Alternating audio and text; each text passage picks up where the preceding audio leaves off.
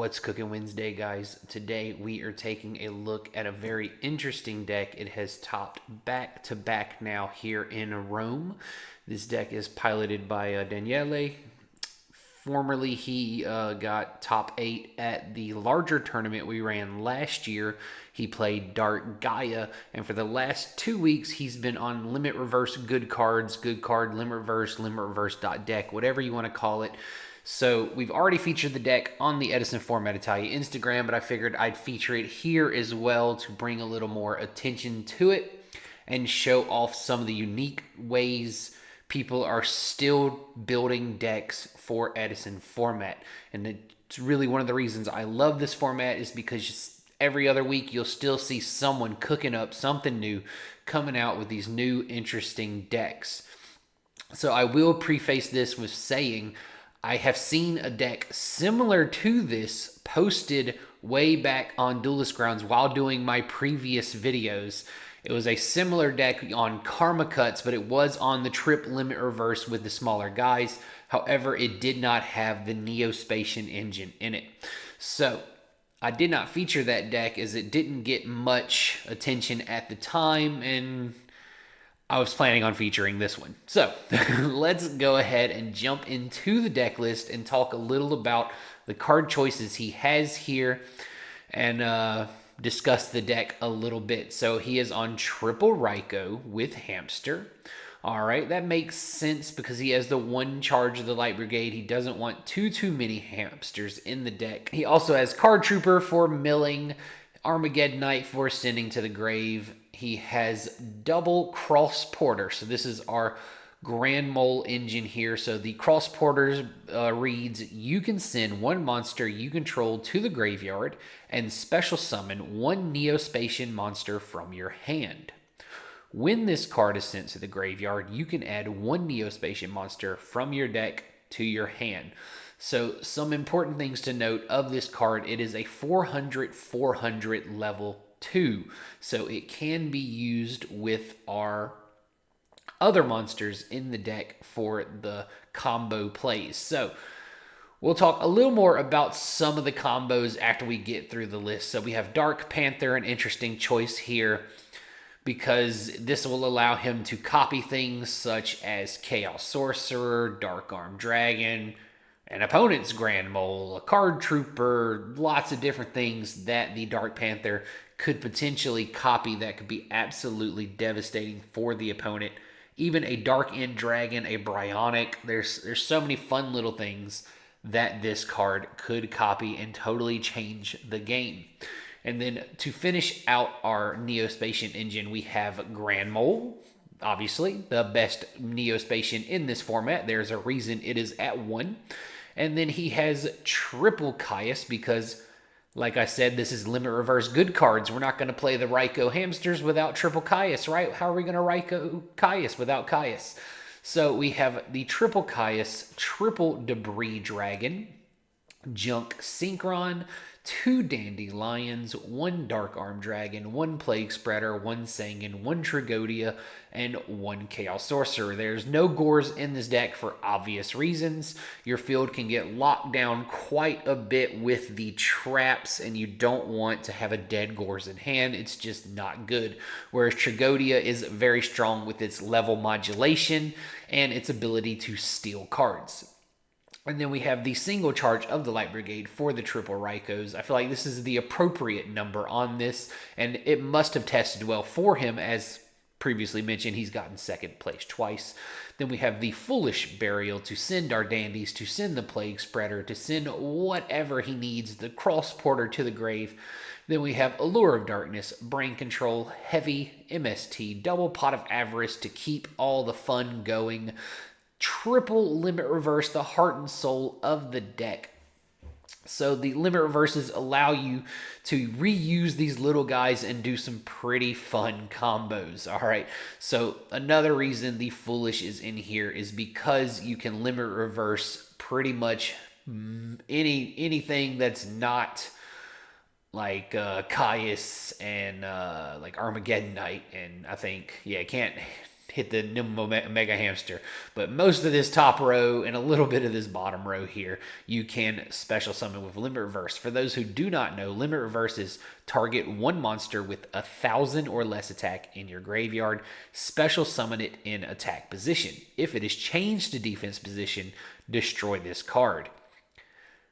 And when this card leaves the field, destroy the target. When the target is destroyed, destroy this card. So with that in mind, if you use this to synchro, you will be stuck with Limit Reverse on the field because it only is destroyed when the target is destroyed, not when the target simply is sent away from the field, and that's why you don't play Gores as well as Call of the Haunted. So we have basically 4 Call of the Haunteds in this deck for all intents and purposes, and we have a double Phoenix Wing Wind Blast to slow the opponent down and control their draws, while discarding some of these guys that we don't really need to normal summon and create combos with Limit Reverse, Torrential Tribute, and Trap Dust Shoot. So there is no Mirror Force in the main deck. So let's take a look at the side deck. We have double Cyber Dragon, double Consecrated Light, DD Crow, and I think the most interesting card, Fog King. So this is one I honestly did not even know was in Edison format. I thought Fog King came out in like 2014.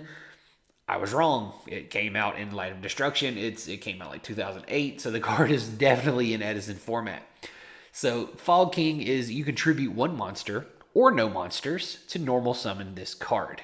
The attack of this card becomes the combined original attack of the tributed monsters, and neither player contribute cards. So that is the important thing to remember. Neither player can tribute cards. So Fog King could be absolutely detrimental versus a deck like Frogs because they simply cannot play the game and they'll need to out the Fog King. And if you tribute anything over like 1,000, they will completely struggle to out the Fog King, right? Because most of their monsters that are over 1,000 are monarchs and you can't tribute them.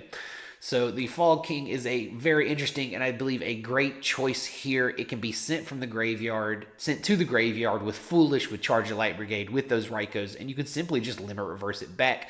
However, that does make it just a 0/0 and could be trampled over by a frog at that point. So maybe it is better to normal summon it. However, it's fine. It's still a very strong card that can stimmy them for a turn. I wonder how well this has actually worked for him. So we also have Mind Control. Kind of surprised it's not in the main deck. We have a lot of tuners in the main deck. Double Bottomless, triple Dust Tornado. You can probably guess why he's citing these. Certain decks, you just need those Dust Tornadoes. The Mirror Force that was not in the main deck is cited, so it's good to see the Mirror Force is here. And double pulling the rug because you just don't want to lose to Frogs and Caius and Diva Hero doing Diva stuff. And then let's move on to the extra deck. So the extra deck here, we have Catastor, Ancient Fairy Dragon, Armory Arm, Black Rose Dragon, Bryonic, Colossal, Dark End, Goyo, Double Iron Chain Dragon. You do need both of these. Magical Android, Stardust Dragon, Red Dragon Archfiend, Thought Ruler Archfiend, and Trident Dragon, Dragon, whatever this thing is supposed to be called. So let's talk a little about the plays this deck can make. So Cross Porter, send 1 monster you control to the graveyard, special summon a Neospatial monster from your hand. When this card is sent to the graveyard, add a Neospatial from your deck to your hand. So when this is sent to the graveyard with things like Raikou, with like Foolish, with Armageddon Knight, you can search out Dark Panther, you can search out Grand Mole. A searchable Grand Mole is pretty good. A searchable Dark Panther, pretty good as well. But the way this reads is you can also simply normal summon this card and use it to send Dandy and get tokens. You can also use it in combination with the things like the Debris Dragon and the Junk Synchron. So the Junk Synchron will negate its effect, but you can still send, as I believe that maybe that's cost. Maybe it's cost to send. I might be wrong, but I don't know, because it says you can send. I don't know. Maybe it's not cost since it's you can. So you can use it with the Debris Dragon. You know, you can target 1 monster with low 500 attack and negate its effect. So it will be negated with Cross Porter. Let me look real quick about that. All right, so I just checked, and cross border is an effect to send. You send it, it's all part of the effect. Send it and then special summon. But either way, still some good combos there with the cross border. It allows you to thin your deck searching for these guys when sent to the graveyard with things like Foolish Burial and the Armageddon Knight. So one of the cool plays with this deck and the reason he plays the Trident Dragon, I touched on this a little bit in the other deck that was in the other video, is that how you summon the Trident Dragon. So you need Dragon type tuner, one or more non-tuner Dragon type monsters. So everything has to be a dragon to special summon this 10-star beast. When this card is synchro or summoned, you can target up to 2 other cards you control, destroy those targets, and if you do, for each destroyed card, you can attack 1 additional time each battle phase this turn, meaning you can swing for 9,000 on an open board with the Trident Dragon.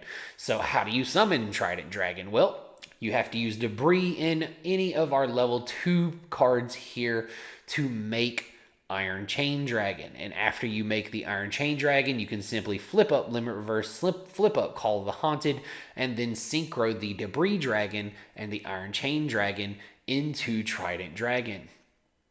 So with that in mind, if you've used multiple dandies and such, you potentially could pop double dandy tokens depending on your field and get 2 additional attacks with the Trident Dragon for a big OTK.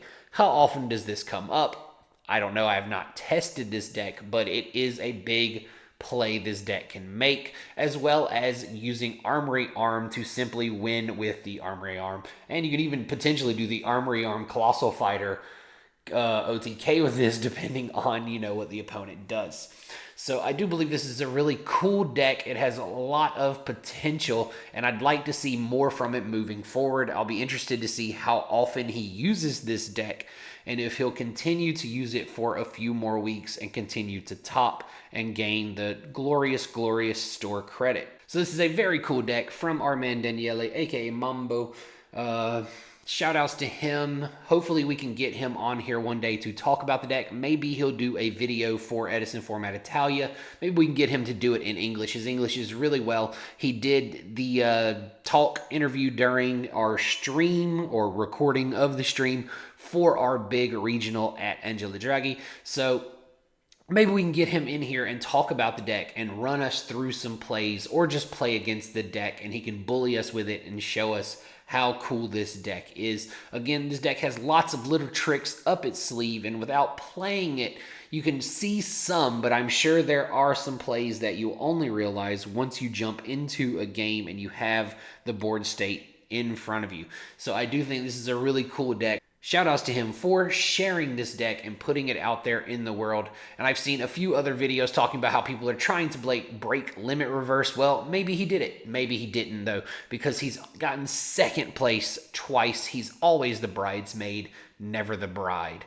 So thanks for watching, everybody. Remember to like, follow, subscribe, and also check out Edison Format Italia. Check out everything we do everywhere. We're all over the place. And thanks for watching, everybody. See you next time for Thunderous Thursday.